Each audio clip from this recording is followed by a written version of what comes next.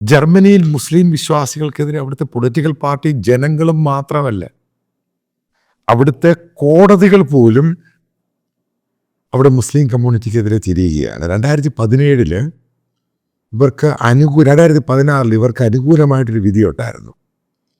അതായത് ഡ്രൈവ് ചെയ്യുന്ന സമയത്ത് അവർക്ക് പൂർണ്ണമായിട്ടും മുഖം മറയ്ക്കാൻ സാധിക്കും. കോടതി വിധിയാണ്. കാരണം അതിനെ ചോദ്യം ചെയ്തപ്പോൾ ട്രാഫിക് വയലേഷനുമായിട്ട് ബന്ധപ്പെട്ട് ട്രാഫിക് പോലീസ് ഫയൽ ചെയ്ത കേസാണ്. അതായത് ട്രാഫിക് പോലീസിന് ഈ ഡ്രൈവ് ചെയ്തതിനെ കാണണോ, അതിനെതിരെ അപ്പോൾ പോലീസ് അവിടെ ഒരു നിയമം പാസ്സാക്കി അതിനെ പണിഷ് ചെയ്തു. അതിന് എതിരായിട്ട് അവിടെയുള്ള മുസ്ലിം കമ്മ്യൂണിറ്റി ഉള്ളവർ അവിടുത്തെ കോടതിയിൽ പോയി കഴിച്ചപ്പോൾ അന്ന് കോടതി ഇവരുടെ റിലീജിയസ് സ്വാതന്ത്ര്യമാണ്, അതിൻ്റെ പേരിൽ അവിടുത്തെ കോൺസ്റ്റിറ്റ്യൂഷനിൽ പറഞ്ഞിട്ടുണ്ട്, അതിൻ്റെ പേരിൽ വസ്ത്രമാണെങ്കിലും ഇവർക്കത് ധരിക്കും, അവർക്ക് മൂടും അത് മുഖവും കണ്ണും ഒന്നും കാണാതെ കൊണ്ടുപോകാൻ പറ്റും. കോടതി വിധിയായിരുന്നു നേരത്തെ. പക്ഷേ ഏറ്റവും തമാശ ഇപ്പോൾ അടുത്ത വിധിയുണ്ടായി. അതായത് ഞാൻ നേരത്തെ പറഞ്ഞ പോലെ തന്നെ അവിടെ ജനങ്ങളും പൊളിറ്റിക്കൽ പാർട്ടി, പ്രത്യേകിച്ച് AFD മാത്രമല്ല, അവിടുത്തെ കോടതികൾ പോലും മുസ്ലിം കമ്മ്യൂണിറ്റിയുടെ വിശ്വാസത്തിനെതിരെ പോവുകയാണ്. എന്താണ് കോടതി പറഞ്ഞത്? ഒരു കാരണവശാലും മുഖം മൂടിയിട്ട് സാധനം, അതായത് ചാക്കായിട്ട് പോകാൻ പറ്റില്ല, അത് മുഖം മൂടാൻ പറ്റത്തില്ല. അതായത് ഇത് ട്രാഫിക് വയലേഷനാണ്. ട്രാഫിക് വയലേഷൻ ചെയ്യുന്നവരുടെ ഫേസ് കണ്ടിരിക്കണം, ആ വണ്ടി കാരണം പോലീസിനെ എപ്പോഴും ചെക്ക് ചെയ്യണം, എല്ലാ സമയത്തും ഇത് ഉയർത്തി കാണിക്കാൻ പറ്റില്ല. തീർത്തങ്ങ് പറഞ്ഞു. എന്താ ഇങ്ങനെ വരാൻ കാരണം എന്നറിയാം?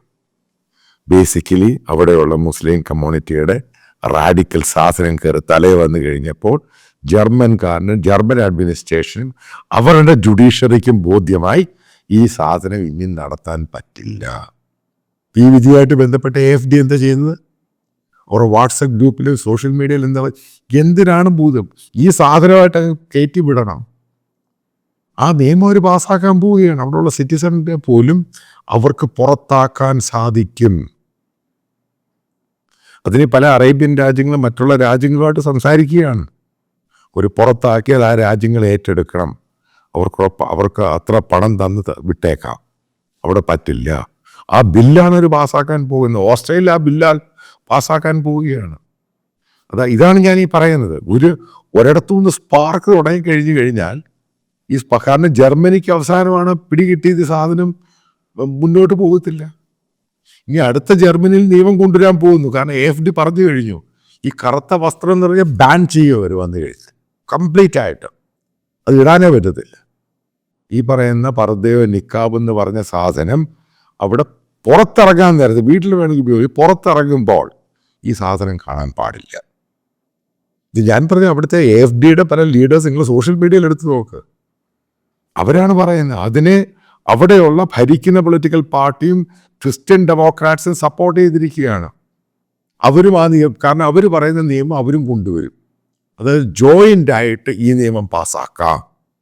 ഇത് പറയുന്ന ആരാണ്? അവിടെ ഭരിക്കുന്ന ഇപ്പോൾ സ്കോൾസ് എന്ന് പറഞ്ഞാൽ അവിടെ ഭരിക്കുന്ന അയാളുടെ പൊളിറ്റിക്കൽ പാർട്ടിയും അയാളുടെ കൂടെയുള്ള ചെറുതും വലുതായ പാർട്ടികൾ ഒരുമിച്ച് നമുക്കൊരു ബില്ല് കൊണ്ടുവരാൻ, ഈ സാധനം പാടില്ല.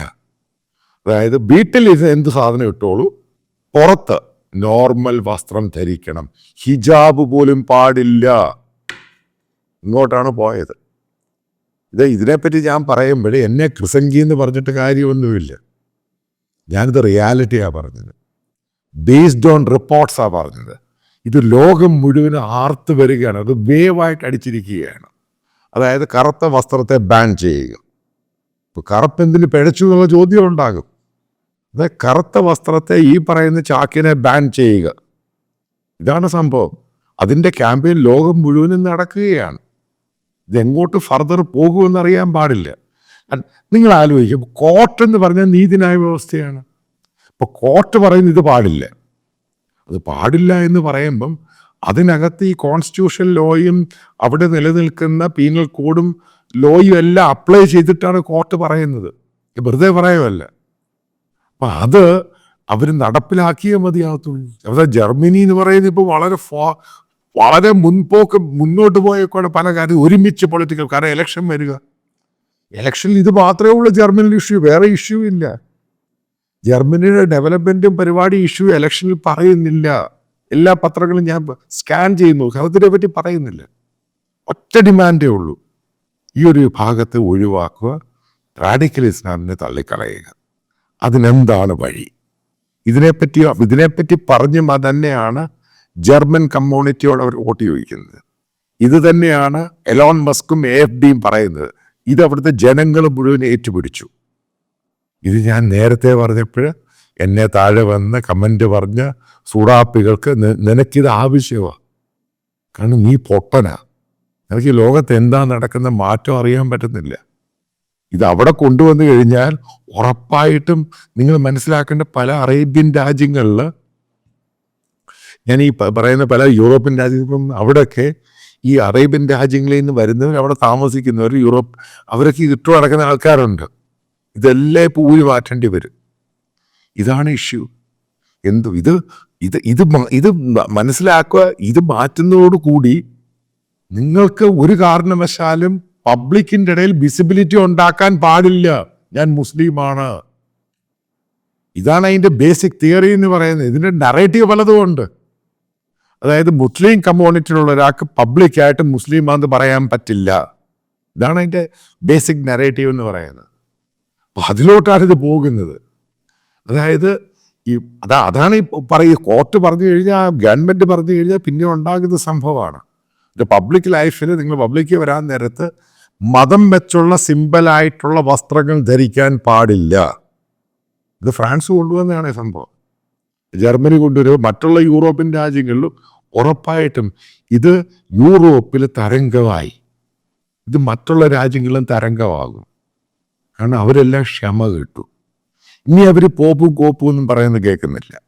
അവരവരുടെ രാജ്യത്തെ പറ്റി അങ്ങ് തീരും. അതാണ് പോളണ്ട് പറഞ്ഞത്, ഞങ്ങൾ ഏറ്റവും കൂടുതൽ കാത്തലിക്സ് ഉള്ള രാജ്യമാണ്, പക്ഷെ പോപ്പ് പറയുന്നത് ഞങ്ങൾ ഒരു കോപ്പുമില്ലാതെ തള്ളിക്കളയുമെന്നാണ് പറഞ്ഞത്. വേറെയാണ് വാക്ക് ഉപയോഗിച്ചത്. എന്താ പറഞ്ഞത്? ഞങ്ങളുടെ രാജ്യത്ത് ആര് വരണം കയറണം ഞങ്ങൾ തീരുമാനിക്കുക, അത് പോപ്പ് പറയേണ്ട ആവശ്യമില്ല. ആരെ ഇവിടെ കയറ്റണം ഞങ്ങൾ തീരുമാനിച്ചോളാം, ഞങ്ങൾക്ക് ആരുടെ അഡ്വൈസ് വേണ്ട. ഇത് തന്നെയാണ് ഇപ്പോൾ പല യൂറോപ്യൻ രാജ്യങ്ങളും എടുത്തിരിക്കുന്ന അവരെടുത്തിരിക്കുന്ന ഏറ്റവും വലിയ നിലപാട്. അവരതിന് തീരുമാനിച്ചോളാം. മറ്റുള്ളവരുടെ ഹ്യൂമനിറ്റേറിയൻ ക്രൈസ് അതേപോലെ മനസ്സിലാക്കുക. അവിടെയുള്ള ഹ്യൂമൻ വാല്യൂ, ഹ്യൂമൻ റൈറ്റ്സ് സംഭവം അവരുടെയൊക്കെ വായടപ്പിച്ചു. മിണ്ടിപ്പോകരുതെന്ന് പറഞ്ഞു. മിണ്ടിയാൽ അവരെ ആക്ഷൻ എടുക്കുമെന്ന് പറഞ്ഞു. അപ്പം അതാ പറഞ്ഞ് ലെഫ്റ്റ് വിങ് പൊളിറ്റിക്കൽ പാർട്ടി ഭരിക്കുന്നവരാ പറഞ്ഞത് ആക്ഷൻ എടുക്കും. കാരണം ഓസ്ട്രേലിയയിൽ ആരാ ഭരിക്കുന്ന? ലെഫ്റ്റ്. അവർ പറഞ്ഞ് അവരും ആക്ഷൻ എടുക്കും ഇവർക്ക് അനുകൂലമായിട്ട് പറഞ്ഞാൽ. ആ രീതിയിലോട്ടാണ് ലോകം മാറിയത്. അതായത് നിങ്ങൾ വിളിച്ച് വരുത്തി ഉണ്ടാക്കിയെടുത്ത ഇഷ്യൂ അത് നിങ്ങൾ തന്നെ അനുഭവിച്ച് തീർത്തേ മതിയാകും.